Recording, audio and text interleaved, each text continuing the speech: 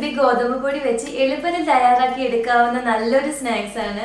ഈ ഒരു സ്നാക്സ് ചെയ്യാൻ നമുക്ക് 5-10 മിനിറ്റ് എടുക്കുകയുള്ളൂ. അതുപോലെ കുട്ടികൾക്കും മുതിർന്നവർക്കും ഒരുപാട് ഇഷ്ടപ്പെടുന്ന നല്ലൊരു സ്നാക്സ് ആണിത്. ഇനി നമുക്കിത് എങ്ങനെയാണ് തയ്യാറാക്കി എടുക്കുന്നതെന്ന് നോക്കാം. ഇതിനായിട്ട് ഇവിടെ 250 ml കപ്പിന് 2 കപ്പ് ഗോതമ്പ് പൊടി എടുത്തിട്ടുണ്ട്. അത് ഈ ഒരു ബൗളിലേക്ക് ഇട്ട് കൊടുക്കണം.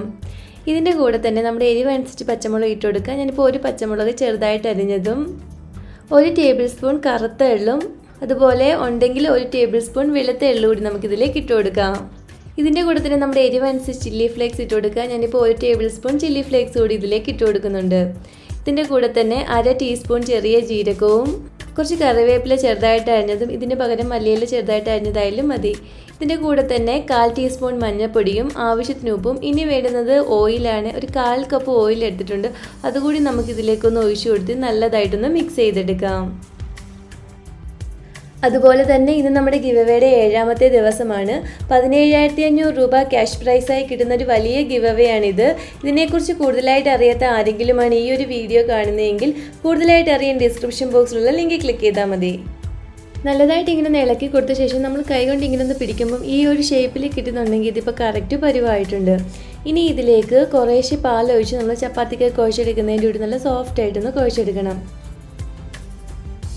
ഇപ്പോൾ ഞാൻ 1 കപ്പോളം പാല് കൊണ്ടാണ് ഈ മാവ് ഇവിടെ ഇങ്ങനെ ഒന്ന് കുഴച്ചെടുക്കുന്നത്. നിങ്ങൾക്ക് പാല് വേണ്ടെങ്കിൽ അതിന് പകരം വെള്ളം ഒഴിച്ച് കുഴച്ചെടുത്താലും മതി.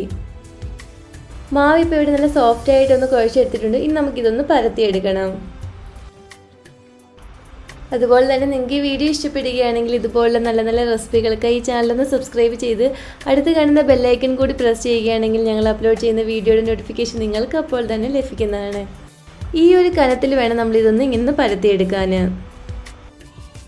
ഇതുപോലെ ഒരു കട്ടർ വെച്ച് നമുക്ക് ഇതിൽ കട്ട് ചെയ്തെടുക്കണം. ഏത് ഷേപ്പിലുള്ള കട്ടർ ആയാലും മതി.